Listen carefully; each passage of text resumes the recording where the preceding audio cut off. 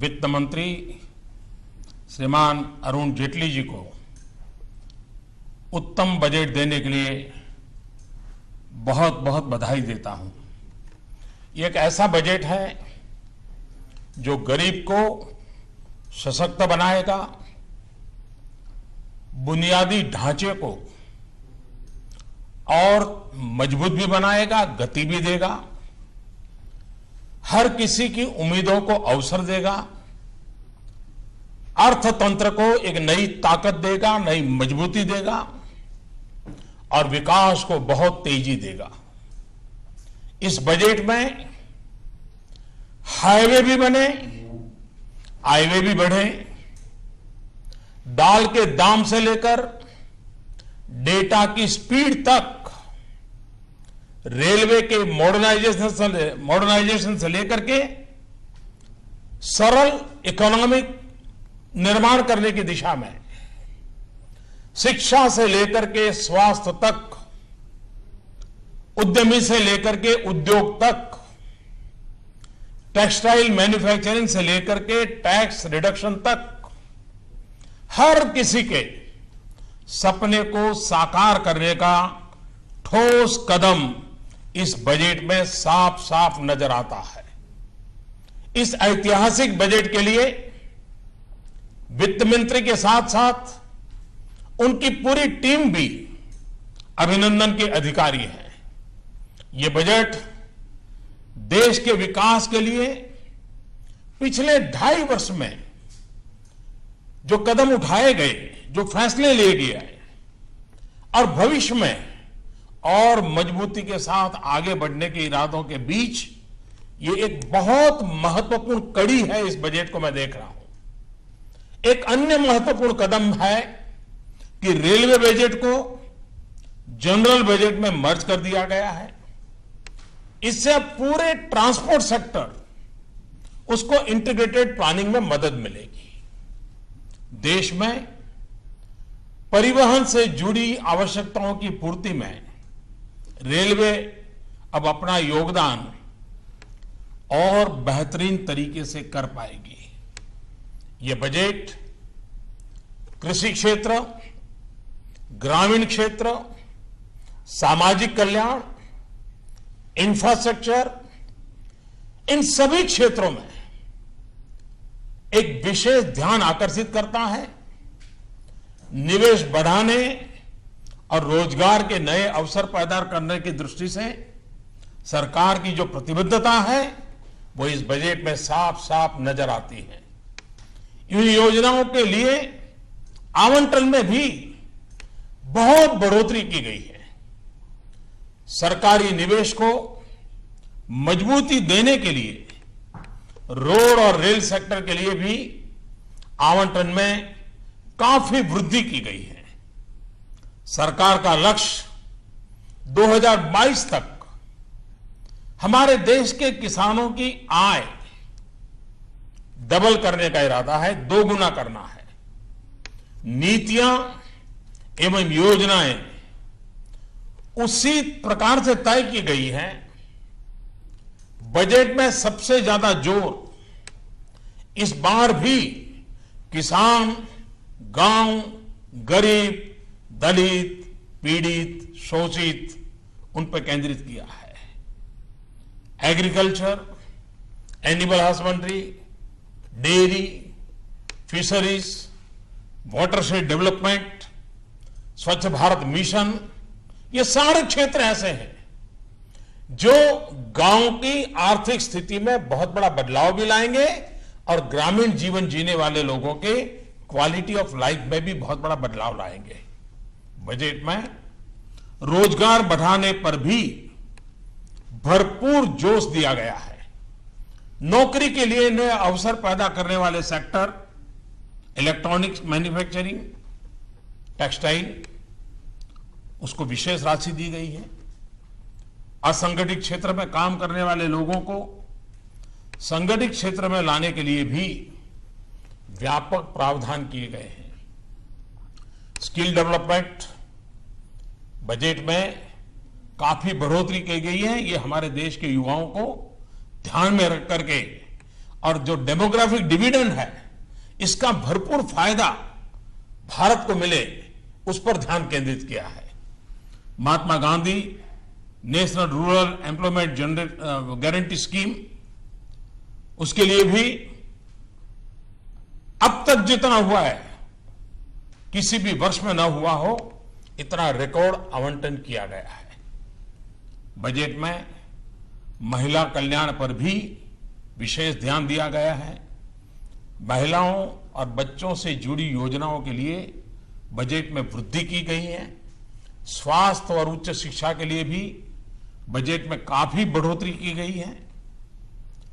आर्थिक विकास में तेजी लाने और रोजगार के नए अवसर बनाने में हाउसिंग और कंस्ट्रक्शन सेक्टर, इसकी बहुत बड़ी भूमिका है।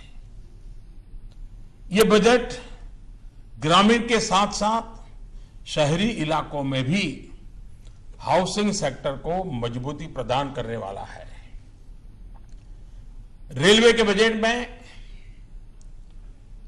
एक बात पर विशेष बल दिया है और वो है रेलवे सेफ्टी फंड। इस फंड की मदद से रेलवे सुरक्षा पर पर्याप्त धनराशि खर्च करने में मदद मिलेगी। बजट में रेलवे और रोड इंफ्रास्ट्रक्चर के कैपिटल एक्सपेंडिचर में काफी बढ़ोतरी कर दी गई है।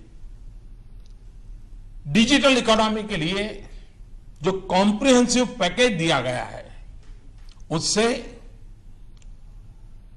टैक्स चोरी की संभावनाएं कम होगी और अर्थव्यवस्था में काले धन के प्रवाह पर नियंत्रण संभव होगा।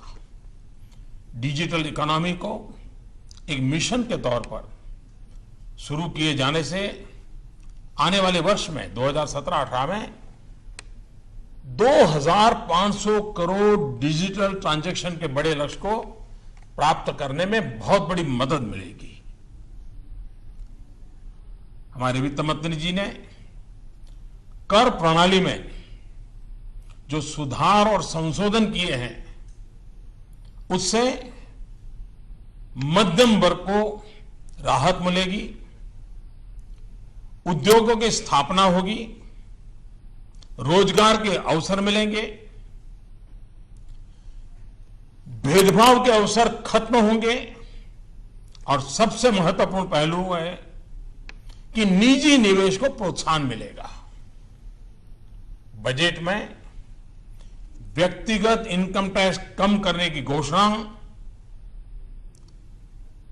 देश के मध्यम वर्ग को ज्यादा स्पर्श करती है, बड़ी महत्वपूर्ण है। 10% से एकदम 5% कर देना बड़ा साहसपूर्ण निर्णय है। करीब करीब हिंदुस्तान के अधिकतम करदाताओं को इससे बहुत बड़ा लाभ होने वाला है। आपने देखा होगा बजट में काले धन और भ्रष्टाचार के खिलाफ मेरी लड़ाई निरंतर चल रही है। पॉलिटिकल फंडिंग की चर्चा हमारे देश में बहुत होती रही है। राजनीतिक दल हमेशा चर्चा के घेरे में रहे हैं। चुनाव के अंदर डोनेशन एकत्र करने की नई योजना भी वित्त मंत्री जी ने देश की आशा, आकांक्षा और काले धन के खिलाफ की लड़ाई के अनुरूप आज प्रस्तुत की है। देश के छोटे और मध्यम उद्योग नौकरी के नए अवसर पैदा करने के सबसे बड़े स्रोत हैं।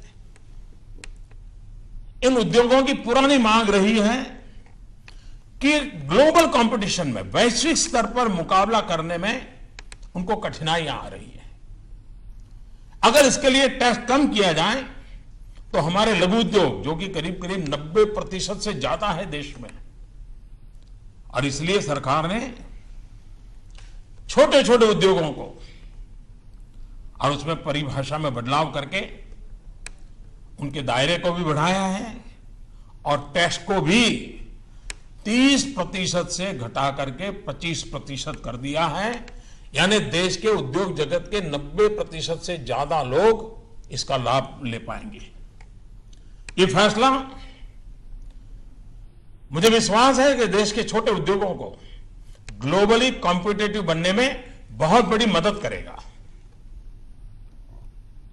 ये बजट देश के विकास के लिए एक मजबूत कदम है।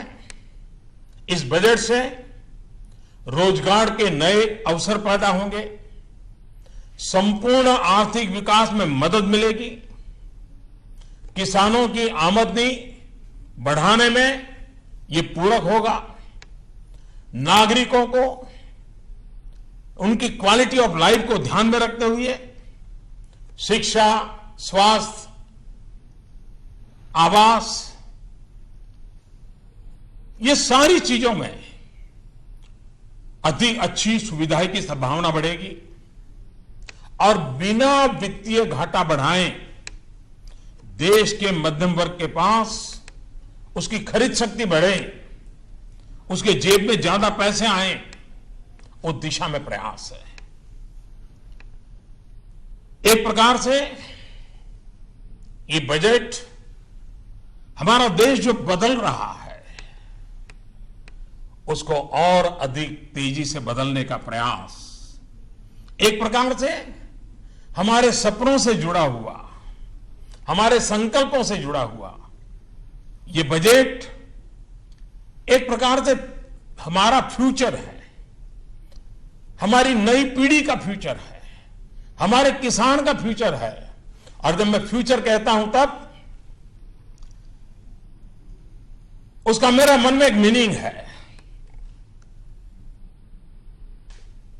ऐप से फार्मर्स, किसानों के लिए, यू से अंडर प्रिविलेज, दलित, पीड़ित, शोषित, वंचित, महिला, उनके लिए, टी से ट्रांसपेरेंसी, पारदर्शिता, टेक्नोलॉजिकल अपग्रेडेशन, आधुनिक भारत बनाने का सपना, यू से अर्बन रिजुविनेशन, शहरी विकास के लिए, और आर से रूरल डेवलपमेंट, ग्रामीण विकास के लिए, और ई से नौजवानों के लिए एम्प्लॉयमेंट, उद्योग साहसिकों के लिए एंटरप्रेन्योरशिप, एनहांसमेंट, नए रोजगार को बढ़ावा देने के लिए, नौजवान उद्यमियों को बढ़ावा देने के लिए मैं इस बजट के लिए इस फ्यूचर को प्रस्तुत करते हुए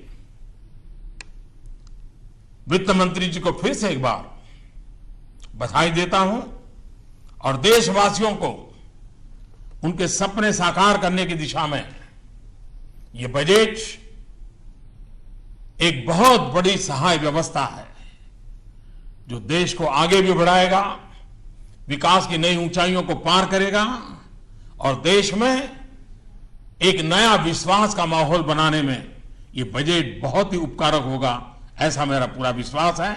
फिर एक बार वित्त मंत्री को, वित्त मंत्रालय को, उनकी पूरी टीम को हृदय से बहुत बहुत बधाई।